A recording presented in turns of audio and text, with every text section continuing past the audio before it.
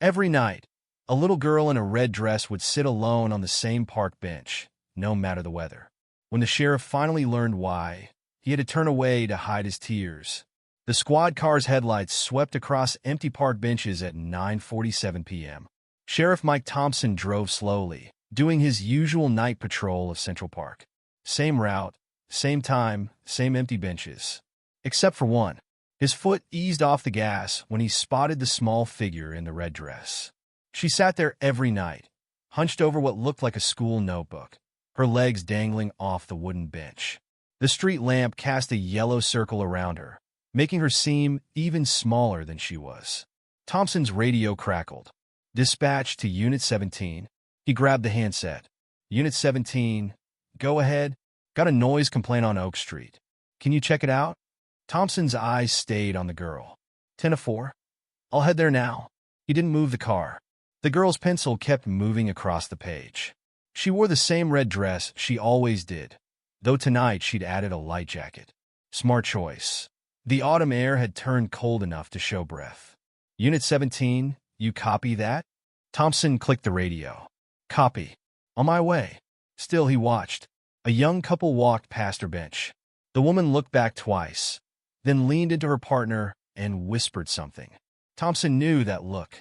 He'd seen it on dozens of faces over the past few weeks. Concern mixed with judgment. He pulled the car to the curb and killed the engine. The girl didn't look up when his door opened, or when his boots scraped against the concrete path. She just kept writing. Evening, Thompson said, stopping a few feet from the bench. She glanced up briefly. Hi, Sheriff Thompson. So she knew who he was. Not surprising in a town this size. He took another step closer, noting the math problem spread across her notebook page. It's getting pretty late to be doing homework outside, don't you think? She shrugged, pencil still moving. I like it here. Where's your grandmother tonight? He knew about the grandmother. Everyone did in Pine Grove. Mrs. Johnson, raising her granddaughter alone after that crash on Highway 23 last year. The one that took both parents. Home, the girl said. She's resting. Thompson shifted his weight. A cold breeze rustled through nearby trees, carrying the smell of rain. What's your name? Sarah. She finally looked up at him properly. Sarah Johnson. Well, Sarah Johnson, it's not safe for a young lady to be out here alone at night. I'm doing my homework. She gestured at the notebook like it was some kind of shield. Thompson glanced at his watch. 9:53 p.m. Too late for a 7-year-old to be anywhere but home in bed. He thought of his own daughter, Ashley. She'd be about Sarah's age now, if he still had custody. Does your grandmother know you're here? Sarah nodded. She knows. I come here every night. Every night?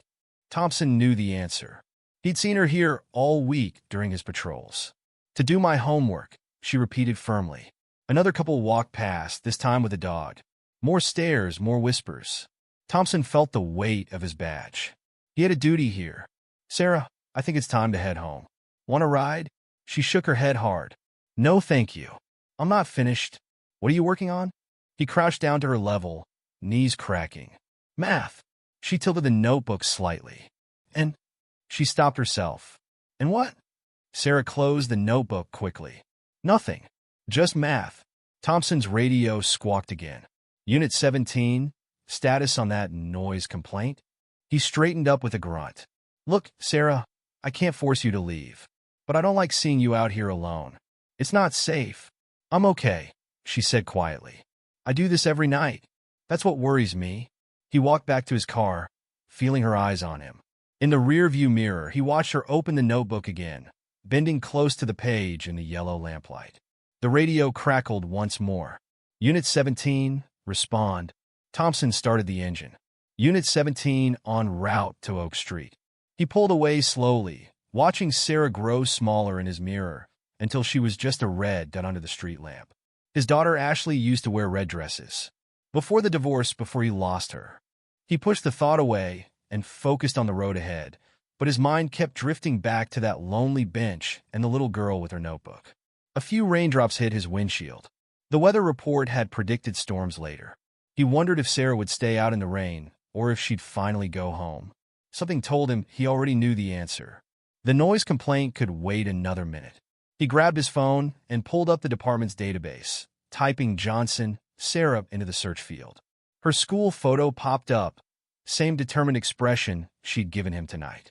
He scrolled through the basic info. Age 7, lives with grandmother Helen Johnson, parents deceased last year in vehicle accident. No prior incidents, no welfare checks. Yet, Thompson closed the file and put the car in drive. But even as he headed toward Oak Street, he knew he'd be back at that bench later. Something wasn't right about a little girl sitting alone in the park every night, and he couldn't shake the feeling that there was more to Sarah Johnson's story than math homework. The rain started falling harder. In his mind, he could still see her small figure hunched over that notebook, writing something she didn't want to share. What was she really doing out there every night? He had a feeling he'd find out soon enough, whether he wanted to or not. The radio crackled again, and this time Thompson answered immediately, pushing thoughts of Sarah aside. He had a job to do, but as he drove toward the noise complaint, he made a mental note to swing by that bench again before his shift ended. Just to make sure she made it home okay. Just to make sure. Dark clouds rolled over Pine Grove at sunset. Sheriff Thompson sat in his patrol car, watching the weather radar on his phone. The storm system covered most of the county in angry red and yellow blobs. Heavy rain, possible lightning. Not the kind of night anyone should spend outside. His dashboard clock read 9:41 p.m. He pulled into Central Park 6 minutes later. The rain had already started, fat drops smacking against his windshield. Lightning flashed in the distance, followed by a low rumble of thunder. She won't be there tonight, he muttered to himself. Not in this weather. But there she was. Same bench, same red dress, same notebook. This time with a clear plastic poncho that looked too big for her small frame. The rain made the street lamps glow, scatter, and blur, but he could see her pencil still moving across the page. His radio came to life. Dispatch to all units. Weather Service has issued a severe thunderstorm warning for the county until midnight. Thompson clicked the radio. Unit 17, copy that. A woman's voice cut through the static. And Mike? Just got an anonymous call about that little girl in the park again. Caller was pretty upset about it. Yeah, I see her. I'm on it. He grabbed his rain jacket and stepped out into the downpour. Water drummed against his jacket hood as he approached the bench. Sarah didn't look up. Kind of wet for homework, don't you think? She glanced at him, then back at her notebook. Water dripped from her poncho onto the pages. I cover my notebook with plastic too. See? Sure enough, she'd wrapped her notebook in a clear sandwich bag, writing through the material. Smart thinking, Thompson said, but maybe not smart enough to be out here tonight. Thunder cracked louder this time. Sarah jumped slightly, but kept writing. What's so important that it can't wait until tomorrow? I have to do it now. Her voice was barely audible over the rain. I always do it now. Thompson moved closer, trying to see what she was writing. Math homework didn't require this kind of dedication. Sarah, this isn't safe. Where do you even get that poncho? Miss Wilson gave it to me. At school, she wiped water from her face. She saw me walking here yesterday. Your teacher knows you come here? Sarah nodded. She asked me not to, but she gave me the poncho anyway. Lightning split the sky again. Thompson counted seconds until the thunder. 5 seconds. The storm was getting closer. Sarah, I'm going to have to insist. I'm not leaving. Her voice cracked. I can't. You can do your homework at home. No. She hugged the notebook to her chest. I can't. Thompson sighed and sat down on the wet bench beside her. Rain pounded against his jacket hood. Why not? Sarah stared straight ahead. Grandma can't help me anymore. Her eyes are too bad. There are after-school programs. This is where they help me. The words burst out of her. Every night. Right here. With my homework. Her lower lip trembled. Before. Thompson felt his chest tighten. Your parents? She nodded, tears mixing with raindrops on her cheeks. They'd sit with you here? Help with homework? Another nod. Every night after dinner. Daddy would explain the math, and Mommy would read my writing to make sure it was good. She swallowed hard. They said education was important. Thompson looked at the notebook she clutched. Is that what you're doing? Homework. Sarah hesitated, then slowly opened the notebook. Thompson leaned closer. The first pages showed math problems, vocabulary lists, basic schoolwork. But then she turned to the latest entry. It was a letter. Dear Mommy and Daddy, it began. Today in math, we learned about fractions. Thompson's throat went tight. He watched as Sarah turned page after page. Every night's entry started the same way. Dear Mommy and Daddy. She was writing to them, telling them about her day, her grades, what she was learning, keeping her promise about education being important. A car drove past, headlights sweeping over them. Thompson recognized Mrs. Peterson from the grocery store. She slowed down, probably another concerned citizen about to call it in. Sarah, he said gently, I understand now, but you'll catch pneumonia out here. I promised them. Her voice was small but firm. Every night, they want to know how I'm doing. More lightning. 3 seconds to thunder now. They want you to be safe, too. Thompson stood up. Come on, I need to get you home. No. Sarah clutched the bench with one hand. Please, I'm not finished with today's letter. Sarah, they won't know how I did on my spelling test.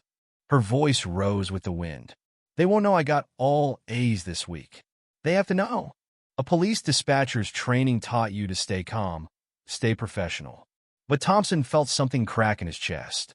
He thought of all the school events he'd missed with Ashley, all the report cards he'd never see. His radio squawked.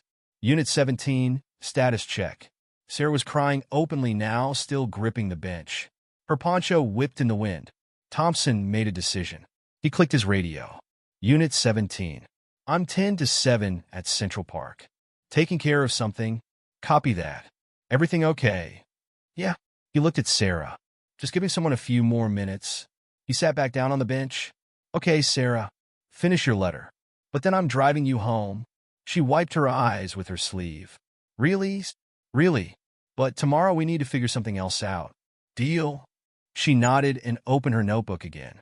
Thompson hunched forward, trying to block some of the rain from her pages. Dear Mommy and Daddy, she wrote. Today I met Sheriff Thompson. They sat there in the storm, a small girl in a red dress and a police officer with rain dripping from his nose, while Sarah finished telling her parents about her day, about her perfect spelling test, about how much she missed them. When she finally closed the notebook, Thompson helped her wrap it in the plastic bag again. His uniform was soaked through. Lightning flashed almost directly overhead. Ready? He asked. Sarah took one last look at the bench, then nodded. Ready? They walked to his patrol car together, the rain hammering down around them. Thompson opened the passenger door for her, then watched in his rearview mirror as the empty bench disappeared into the darkness behind them. His radio crackled with another weather update, but he barely heard it. He was already thinking about tomorrow night and the night after that, about a little girl's promise to her parents, about what it means to keep memories alive, and about how sometimes doing the right thing means letting someone finish their letter in the rain. The next morning, Thompson sat at his desk staring at an open case file. Dark circles hung under his eyes. He'd barely slept after dropping Sarah home. Her grandmother had been waiting up, worried but not surprised. She goes every night, Mrs. Johnson had said quietly. It's all she has left of them. Now, as morning sunlight filtered through his office blinds, Thompson read through Sarah's file again. The accident report was clinical, detached. Highway 23. Rainy night. Truck driver fell asleep. 2 fatalities. 1 year ago today. He hadn't known that part until now. The anniversary. A knock at his door made him look up. Linda from social services stood in the doorway, manila folder in hand. Got a minute, Mike? Thompson closed Sarah's file. Sure. What's up? Linda sat down, smoothing her skirt. We got 3 separate calls about a child endangerment situation in Central Park. Little girl, red dress, out alone at night. She raised an eyebrow. Ring any bells? Sarah Johnson. I'm aware of the situation. Care to tell me why you haven't filed a report? Thompson leaned back in his chair. Because it's not endangerment. She's doing homework at 10 o'clock at night? In thunderstorms? Linda opened her folder. Mike, we have to investigate any reported. She's writing letters to her dead parents. Linda stopped mid-sentence. What? Thompson told her about the notebook, the nightly ritual, the anniversary. Linda's expression softened slightly, but he could see the professional concern still there. Mike, that's heartbreaking. But it's not safe. Where's her grandmother while this is happening? At home. Her eyes are too bad to help with homework anymore. There are services in Pine Grove? What services? The after-school program got cut last year. The grief counseling at the hospital is once a month. If we're lucky. Thompson stood up, pacing. You know what we've got? We got a little girl trying to keep a promise to her parents the only way she knows how. Linda sighed. Mike, I understand you're emotionally invested in this. Damn right I am. But we have protocols. That bench is right next to Highway 23. The same highway where... She trailed off, checking her notes. Does she know that's where? Of course she knows. She picks that bench every night because it's where they used to sit together. Thompson stopped pacing. Before they drove home that night, thunder rumbled outside. Another storm rolling in. Thompson glanced at his watch. 12 hours until Sarah would be back on that bench. Linda closed her folder. I have to open a case file. Linda, standard procedure, Mike. You know that? She stood up. We'll start with a home visit. See what kind of support system she has, what services we can offer. Thompson felt his jaw tighten. When? Today. And Mike. She paused at the door. You might want to prepare them. If we determine it's not a safe situation. She didn't finish the sentence. She didn't have to. Thompson waited until she left, then grabbed his keys. He had to warn Mrs. Johnson. Had to figure something out before his phone buzzed. Text message from Sarah's teacher. Sheriff Thompson, Sarah had a breakdown in class. Won't stop crying. Says she has to finish something important. Can you come? He was already moving before he finished reading. 10 minutes later, Thompson walked into Pine Grove Elementary. The halls were quiet, classes in session. He found Sarah's classroom easily. Miss Wilson stood outside, her young face creased with worry. She's at her desk, Miss Wilson said softly. Won't talk to anyone. Just keeps writing in that notebook. Thompson looked through the classroom window. Sarah sat alone, furiously scribbling, tears running down her face. Other students' desks had been moved away from hers. What triggered it? We were sharing family stories. Miss Wilson winced. I should have realized, with the anniversary. Thompson nodded. I've got this. Inside, the classroom felt too quiet. 20 sets of young eyes watched as he approached Sarah's desk. She didn't look up. Hey there, he said quietly. Sarah's pencil kept moving. I have to finish. I didn't finish last night because of the rain. Sarah, they need to know about yesterday. And today. And I have to do tonight's letter too, because... Her voice cracked. Because they might not let me go to the bench anymore. Thompson crouched beside her desk. Who told you that? I heard Mrs. Peterson at the store. She said they were going to take me away from Grandma. Fresh tears fell. If they take me away, who will write to Mommy and Daddy? The other students were whispering now. Miss Wilson shooed them toward the reading corner, giving Thompson and Sarah space. Nobody's taking you anywhere, Thompson said firmly. But Sarah, we need to talk about the bench. No. She gripped her pencil harder. No, no, no. Sarah, look at me. She didn't.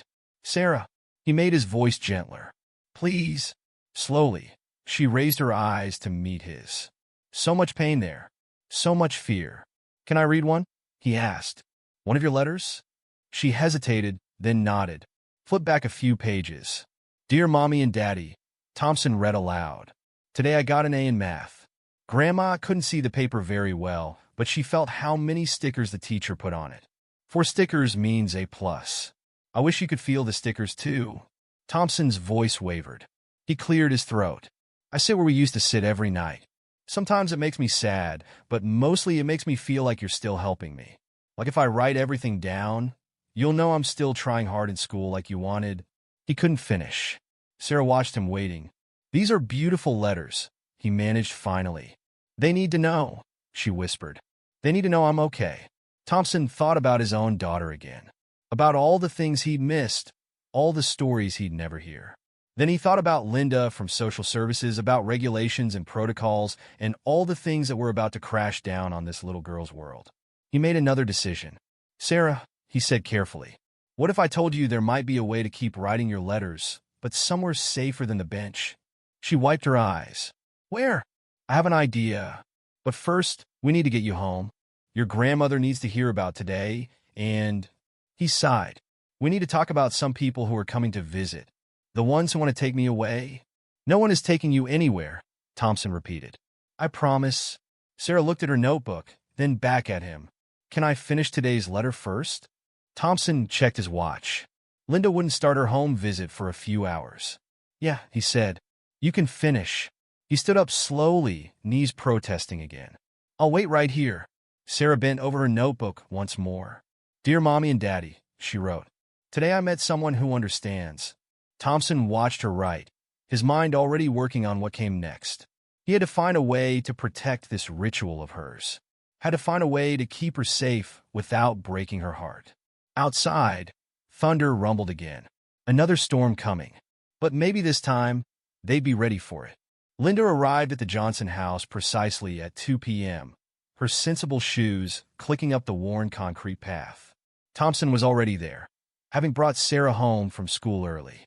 The girl sat at the kitchen table, still working in her notebook, while her grandmother made coffee with shaking hands. Mrs. Johnson, Linda said, extending her hand. I'm Linda Baker from Child Protective Services.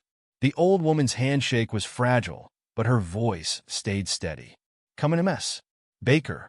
We've been expecting you. They gathered around the small kitchen table. Sarah kept writing, shoulders hunched. Thompson noticed she'd changed into the red dress again. Sarah, honey, Linda said, would you mind if I spoke with your grandmother alone for a few minutes? Sarah's pencil stopped moving. She looked at Thompson. It's okay, he said. We can wait on the porch. Outside, the afternoon heat pressed down like a wet blanket. Sarah perched on the porch steps, clutching her notebook. Thunder growled in the distance, another storm building. Can I see what you're writing? Thompson asked. She handed him the notebook. Today's letter was shorter than usual. Dear Mommy and Daddy, it began. The lady from Social Services is here. Sheriff Thompson says not to worry, but I'm scared. What if? The letter stopped mid-sentence. Through the screen door, they could hear Linda's professional tone, Mrs. Johnson. We have concerns about Sarah's late-night activities. Sarah's fingers dug into the wood of the step. Thompson returned the notebook. Want to finish your letter? She shook her head. I can't think right now. More voices filtered out. Her emotional well-being, proper supervision, safety concerns. Sheriff Thompson? Yeah. Did your daughter write letters too? After you couldn't see her anymore? Thompson's breath caught. He hadn't told her about Ashley. How did you? I heard Miss Wilson talking to another teacher. She said you understand, because... Sarah trailed off. I'm sorry. I shouldn't ask. No, it's okay. Thompson watched a cardinal land on the railing. She didn't write letters. But I wish she had. Inside, Linda's voice rose slightly. Mrs. Johnson, with your vision problems? The screen door creaked. Mrs. Johnson stood there, looking older than she had 10 minutes ago. Sarah, honey? MS. Baker would like to speak with you now. Sarah's grip on her notebook tightened. I'll come too, Thompson said quickly. The kitchen felt smaller now, stuffed with tension. Linda sat with her folder open, papers spread across the table. Sarah, she began gently. Your grandmother tells me you go to the park every night to write letters to your parents.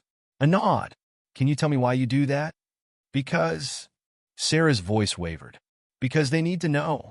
Know what, sweetie? That I'm keeping my promise. About school. About trying hard. She swallowed. About everything. Linda made a note. And you have to do this at the park? At night? That's where we always did homework. They... Sarah's eyes welled up. They said education was important. I understand. Linda's pen scratched across paper. But Sarah, it's not safe for you to be out alone at night. Even Sheriff Thompson agrees. Don't you, Mike? Thompson felt Sarah's eyes on him. Betrayal. The bench itself isn't safe, he said carefully. But the letters are important. Linda sighed. Sarah, what if we found you someone to talk to? A counselor who could help you work through. I don't want to talk to anyone. Sarah stood up so fast her chair toppled. I want to write to my parents. Honey, no. She was crying now. You can't make me stop. You can't. She ran from the kitchen. The screen door slammed. Thompson was already moving. Sarah, wait. But she was fast, her red dress a blur as she darted down the street.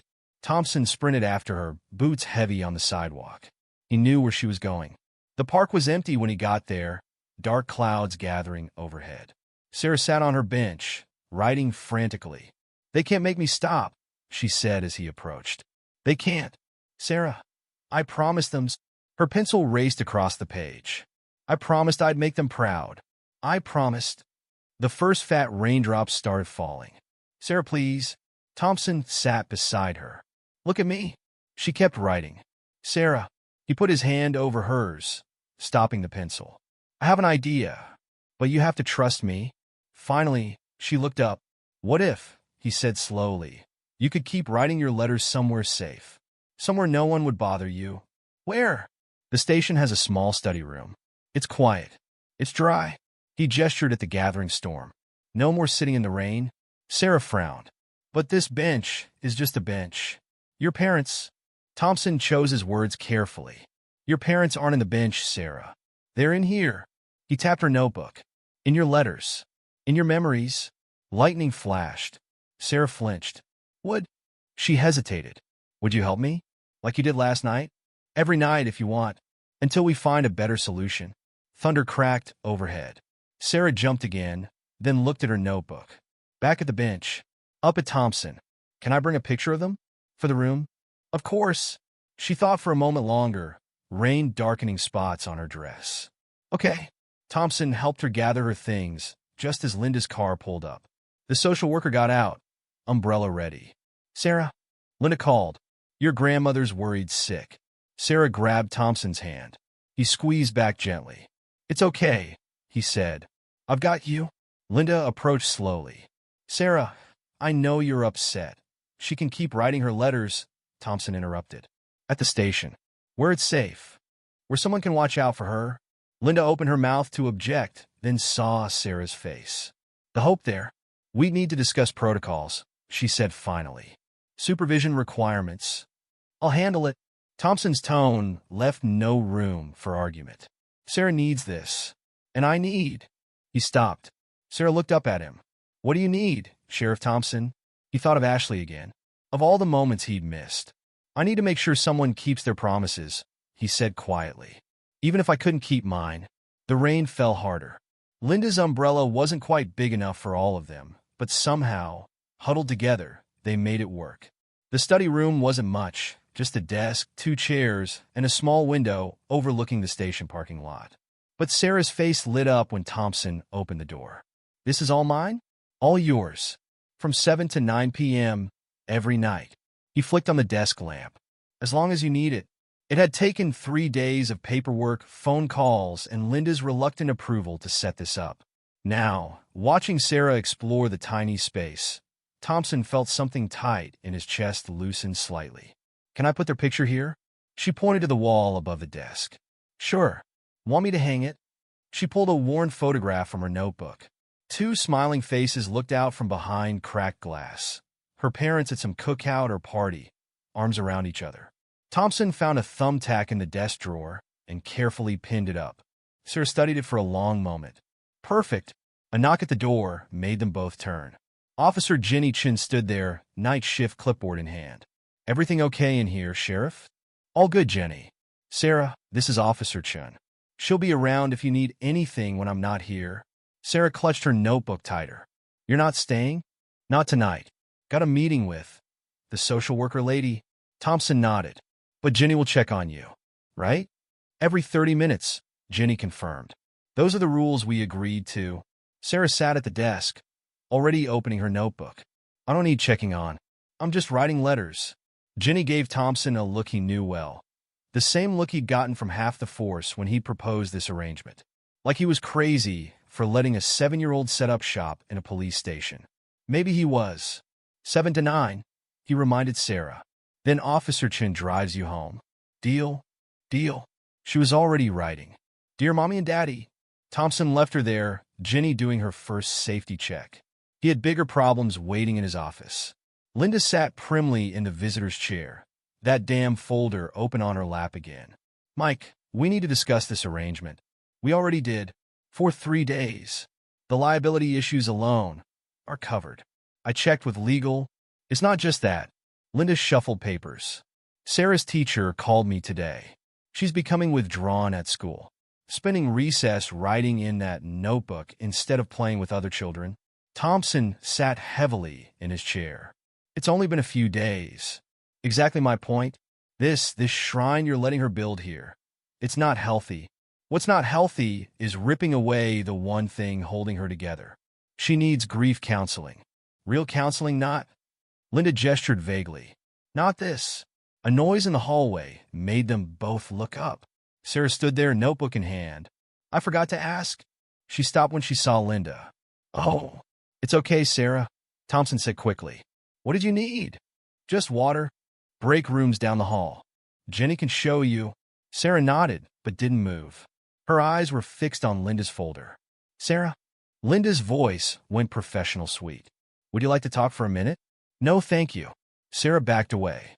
I have to write my letter. After she left, Linda sighed. See what I mean? This fixation on the letters. Give her time. Time isn't the issue. The issue is her grandmother's deteriorating condition. Thompson sat up straighter. What about it? Mrs. Johnson's latest eye exam shows significant vision loss. She can barely navigate her own house, let alone supervise a child. Linda pulled out another form. We're considering temporary placement options. You mean foster care? Just until we can evaluate. No. Thompson stood up. Absolutely not. Mike, you're too close to this case. If you can't remain professional. Professional? He laughed harshly. You want to talk professional? Okay. Professionally speaking, that little girl has lost everything except her grandmother and those letters. And you want to take both away. We want what's best for her. Best for her? Or best for your paperwork? Linda's face hardened. I'm scheduling a hearing. 2 weeks from today. I suggest you make sure Sarah has proper supervision until then. She stood, gathering her papers. And Mike, this letter-writing arrangement? It ends today. Find another way to help her cope. Thompson waited until Linda left before slamming his hand against the desk. Pain shot through his palm, but he barely felt it. A small voice came from the doorway. Sheriff Thompson? Sarah stood there, tears running down her cheeks. She'd heard everything. Come here, kiddo. He held out his arms, and she ran into them, sobbing. I don't want to go away. I want to stay with Grandma. I want to write my letters. Sure. He held her tight. Nobody's going anywhere. But she said, I don't care what she said. Thompson pulled back, looking Sarah in the eye. Do you trust me? A nod. Then believe me when I say I won't let them take you away. Or stop your letters. Promise? Thompson hesitated. He'd made promises before, to Ashley, to his ex-wife. Promises he couldn't keep. But Sarah was still looking at him, waiting, trusting. Promise. He handed her a tissue. Now, don't you have a letter to finish? She wiped her eyes. Will you sit with me? While I write? Sure. He followed her back to the study room. Wanting to check your spelling like your mom used to? A small smile, the first he'd seen in days. Yes, please. They sat together at the desk, Sarah writing, Thompson watching. Outside the window, clouds gathered again. Always more storms coming. But for now, in this small room with its single desk lamp and thumbtacked photograph, they had found a kind of peace. Even if they both knew it couldn't last. The hearing notice arrived on a Tuesday morning, its official letterhead stark against Mrs. Johnson's faded tablecloth. Thompson watched the old woman's shaking fingers trace the words she could barely see. 2 days, she whispered. They're giving us 2 days? The original hearing was supposed to be in 2 weeks. Thompson's jaw clenched. Linda pushed it up. Because of Sarah's letters? Because of everything. He glanced toward the stairs, where Sarah was getting ready for school. How's she doing? Mrs. Johnson shook her head. Didn't sleep again. I heard her crying, but... She gestured helplessly at her eyes. I can't even see to comfort her properly anymore. Footsteps on the stairs made them both look up. Sarah appeared, wearing the red dress again. Dark circles hung under her eyes. Ready for school? Thompson asked. She clutched her notebook. Do I have to go? Sarah, please? I need to finish my letters. All of them. Before. Her voice cracked. Before what, honey? Mrs. Johnson reached toward her granddaughter's voice. Sarah's lower lip trembled. Before they take me away.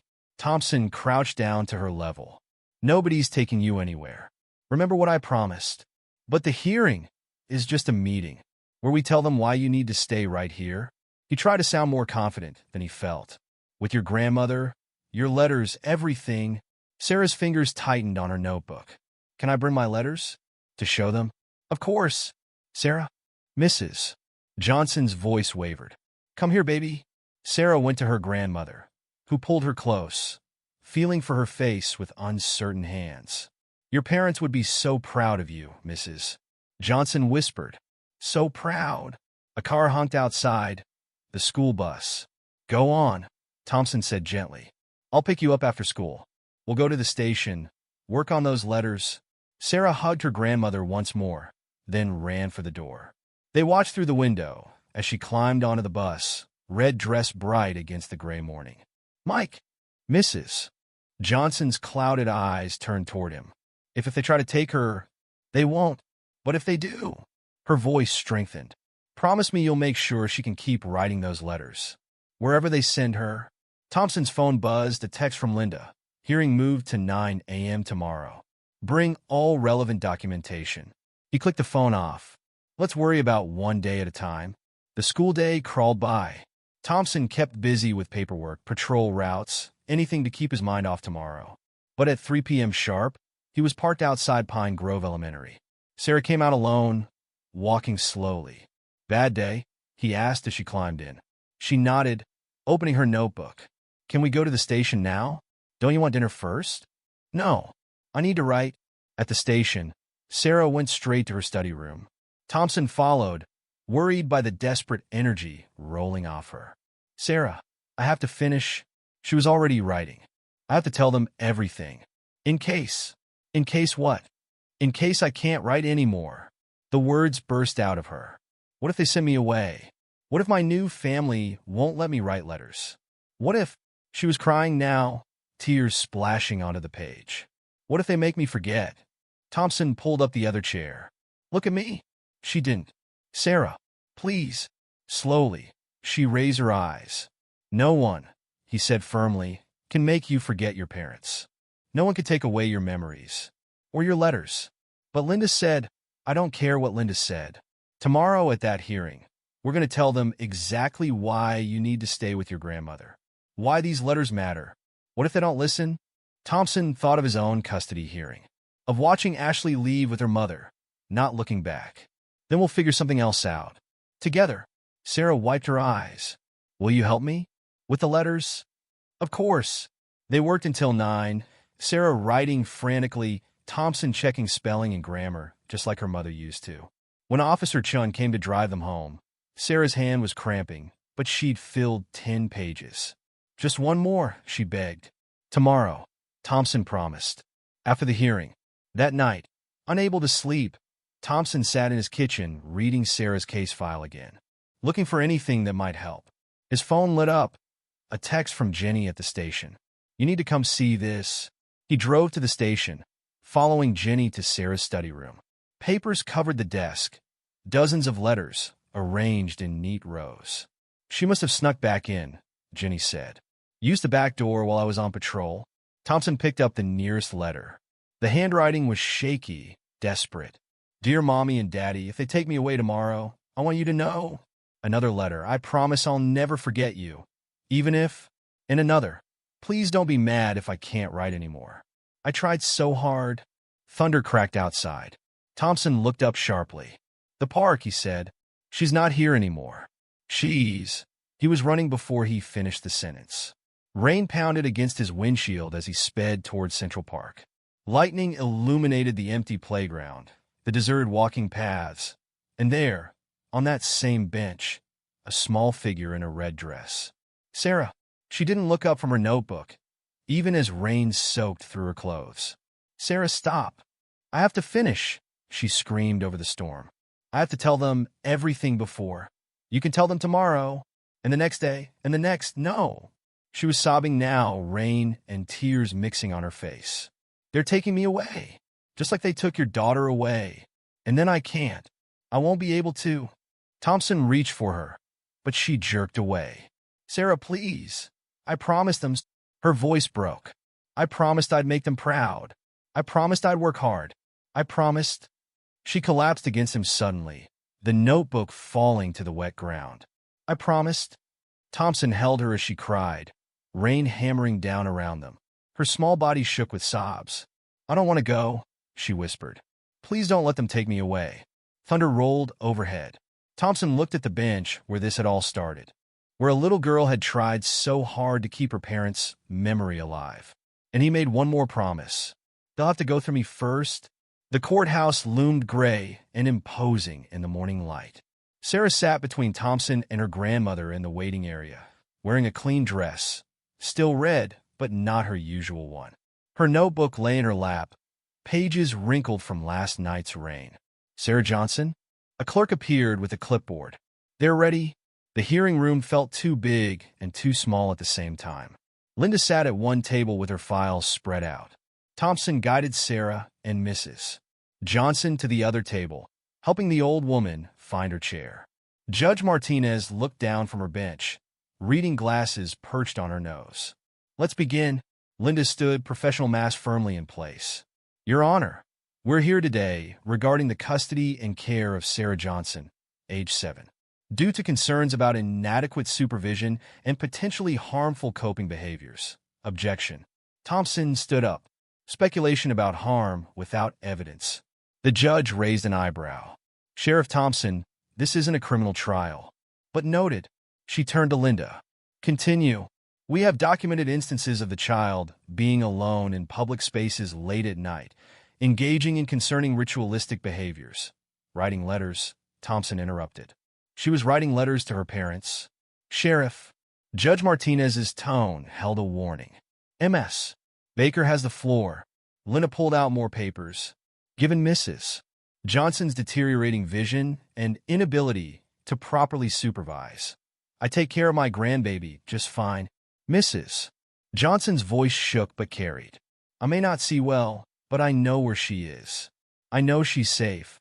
At a park bench at midnight? Linda countered. In thunderstorms? No, Thompson said. At the police station, under supervision, where we arranged for her to continue her letters safely. The judge leaned forward. Explain this arrangement. Thompson described the study room, the supervision schedule, the progress they'd made. As he spoke, Sarah pulled out her notebook. Your Honor. Her small voice cut through the legal talk. Can I show you something? Judge Martinez peered down at her. Yes, Sarah? Sarah walked to the bench, notebook clutched tight. These are my letters. To my parents. She opened to the first page. See? I tell them about school and my grades and... She swallowed hard. I promised them I'd work hard. Education was important to them. The judge took the notebook, flipping through pages. Her expression softened slightly. Sarah, she said gently, do you understand why Ms. Baker is concerned? Sarah nodded. Because I was going to the park at night. But I don't anymore. Sheriff Thompson gave me a special room at the station, with her picture on the wall, and everything. And how do you feel about this room? Safe. Sarah looked back at Thompson. Like someone understands. Linda stood again. Your Honor, while this arrangement may seem adequate, it doesn't address the underlying issue of Mrs. Johnson's capacity to... I can hear just fine, Mrs. Johnson interrupted. I can feel my way around our house. I know when Sarah needs me.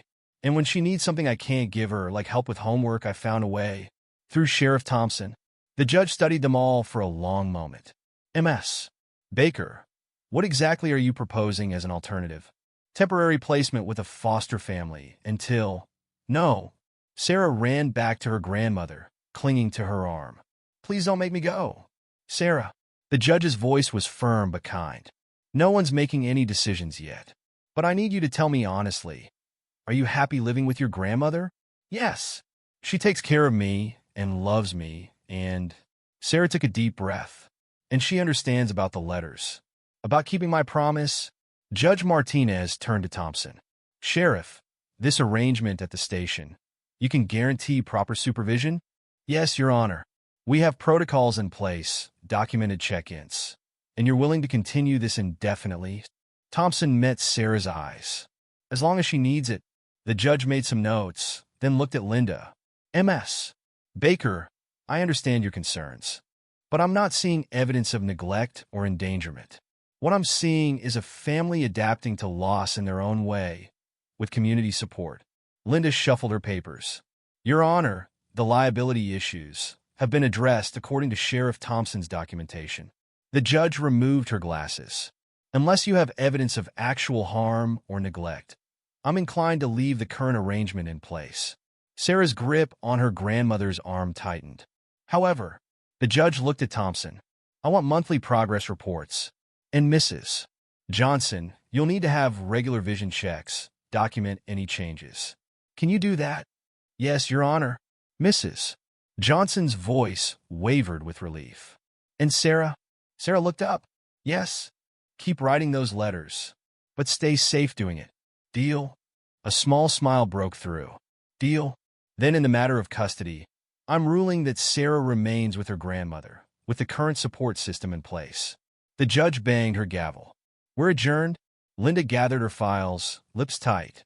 As she passed their table, she paused. I hope you know what you're doing, Mike. Thompson watched Sarah hugging her grandmother, both of them crying now. Yeah, he said quietly. I do. Outside, the morning had turned sunny. Thompson drove them back to the station, where Sarah insisted on showing her grandmother the study room. Here's their picture, she said, guiding Mrs. Johnson's hand to the wall. And my desk, and my special lamp. Mrs. Johnson felt her way around the small space, tears running down her cheeks. It's perfect, baby. Just perfect. Thompson stood in the doorway, watching them explore the room together. Jenny appeared beside him. Heard you won, she said. We won, he corrected. Couldn't have done it without the whole department's help. You know this means she'll be here every night, right? Writing those letters?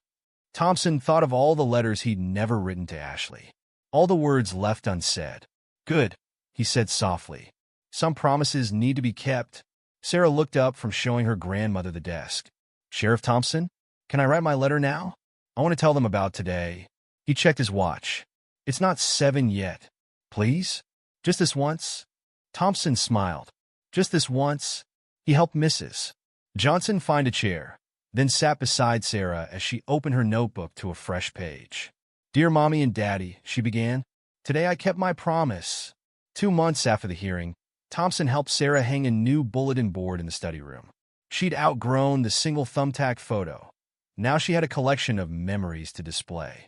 Here, he held the board level. Or higher. Sarah stepped back, considering. She wore a blue dress today. The first time he'd seen her in anything but red. Perfect, she decided. Can we put up my report card first? Thompson smiled. All A's, just like she'd promised her parents. He watched as she carefully pinned it next to their photograph. What else, he asked. She dug through her backpack, pulling out artwork, certificates, more photos. Each one earned its own special place on the board. Oh. She reached deeper into the bag. Miss Wilson took this yesterday. It was a class photo. Sarah stood in the front row, actually smiling. Thompson noticed she was standing next to other kids, not off by herself like before. Made some friends? He asked casually. Kind of. She pinned up the photo. Emma and Michael. They sit with me at lunch now. Yeah? What changed? Sarah smoothed the photo's corner. They asked about my letters. I showed them some. Emma. She paused. Emma lost her dad last year, too. She gets it? A knock at the door made them both turn. Officer Chin stood there, grinning. Special delivery. She held up a paper bag. Mrs. Johnson's cookies. She made them herself. Sarah brightened. She's baking again? With help from that new magnifying device the department got her. Jenny winked at Thompson. Amazing what the coffee fund can buy. Thompson took the bag still warm. Mrs. Johnson had been doing better since they'd found ways to adapt her house. Raise markers on appliances, talking clocks, better lighting. The monthly vision check showed no further deterioration. Share.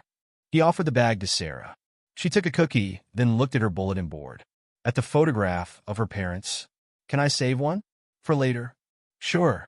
But why later? For when I write my letter tonight. Like how we used to have cookies when they helped with homework. She smiled slightly. New ritual. Thompson felt something warm spread in his chest.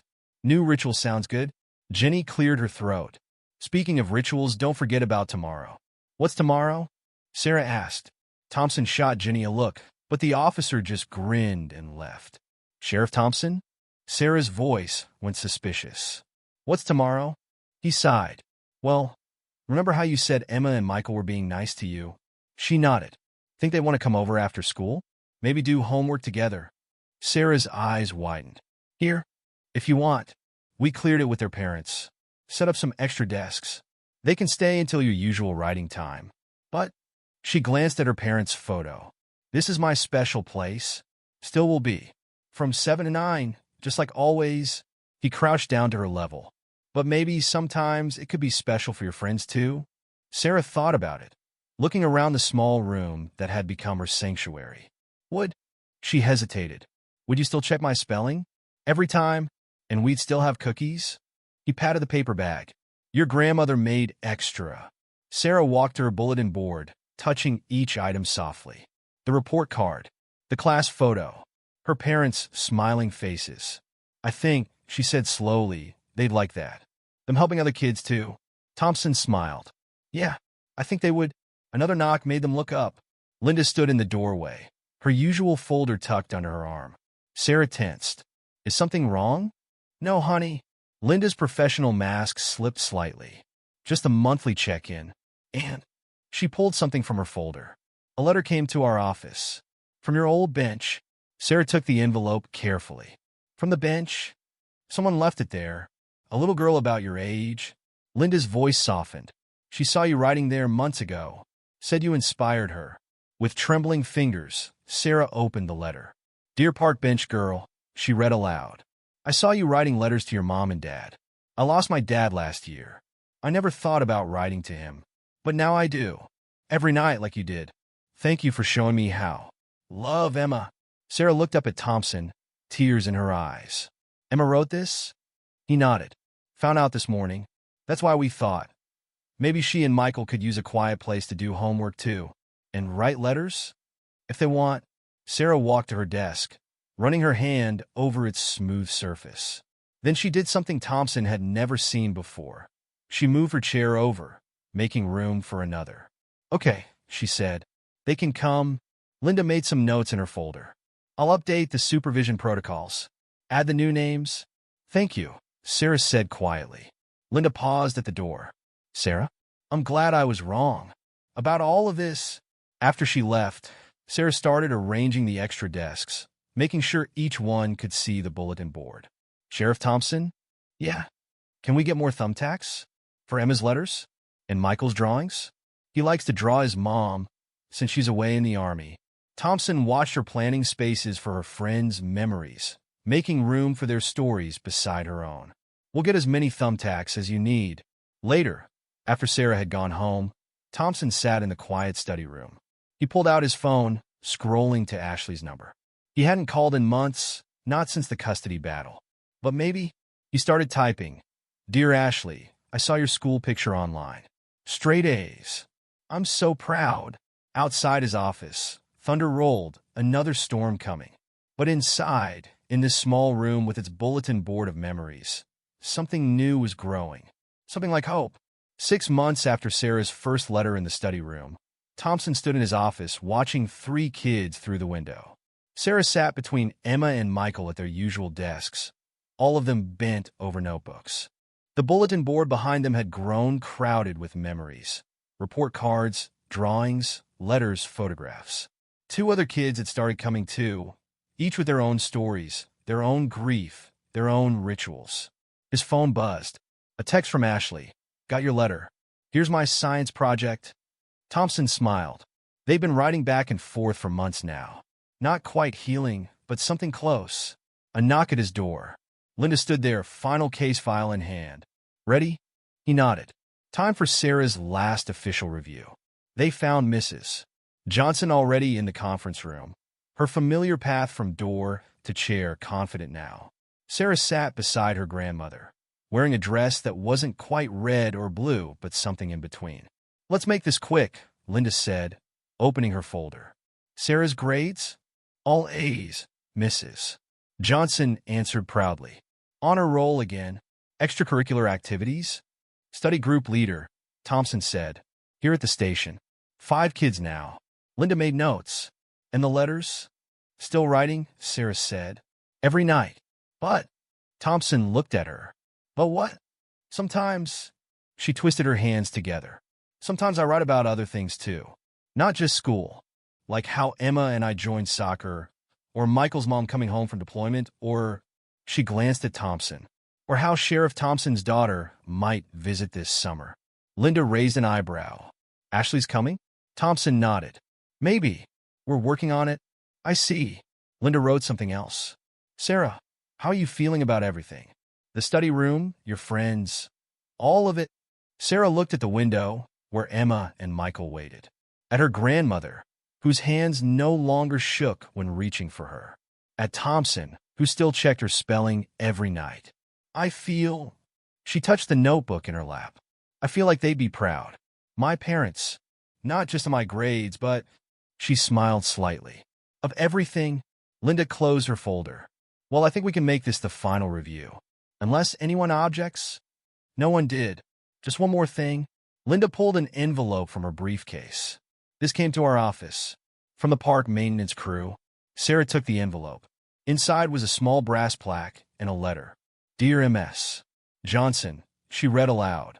We are pleased to inform you that the park bench where you began your journey has been dedicated in memory of your parents. The enclosed plaque reads, Where stories live and memories grow. In loving memory of David and Marie Johnson. Mrs. Johnson wiped her eyes. Oh, baby, there's more, Sarah whispered. It says, and to their daughter, who showed us that love writes letters. Thompson cleared his throat. Want to go see it? Sarah nodded, tears falling. Can everyone come? Of course. They went together, Sarah, her grandmother, Thompson, Linda, Emma, Michael, and the other study room kids. The brass plaque gleamed in the afternoon sun. Sarah touched the engraved letters gently. It's perfect. Emma hugged her. Want to write a letter here? Like old times? No. Sarah looked at the study room windows, visible from the bench. I have a better place now. But maybe... She sat down, patting the space beside her. Maybe we can just sit here sometimes. Remember, they stayed until sunset, sharing stories. About parents lost and found. About letters written and answered. About promises kept. Later, back in the study room, Sarah opened her notebook to a fresh page. Ready for spelling check? Thompson asked. Actually, she smiled. I think I want to write this one to you first. Then help Emma with hers to her dad. Then maybe... She looked at the phone on his desk. Maybe help you write to Ashley? Thompson felt something shift in his chest. Something that had been tight for years. Yeah, he said softly. I'd like that. Outside, thunder rumbled. Always more storms coming. But inside the study room, surrounded by letters and memories and healing hearts, they had built something stronger than any storm. Sarah began to write. Dear Sheriff Thompson, remember that first night in the rain? When you found me on the bench? I didn't know it then, but that wasn't the end of my story. It was just the beginning. Thunder cracked again, closer now. But no one flinched. They'd learned that some storms bring more than rain. Sometimes they bring second chances. New friends. Different ways to keep promises. And sometimes, if you're very lucky, they bring people who understand that love writes letters. Grief tells stories, and healing starts with a single word on a blank page, dear.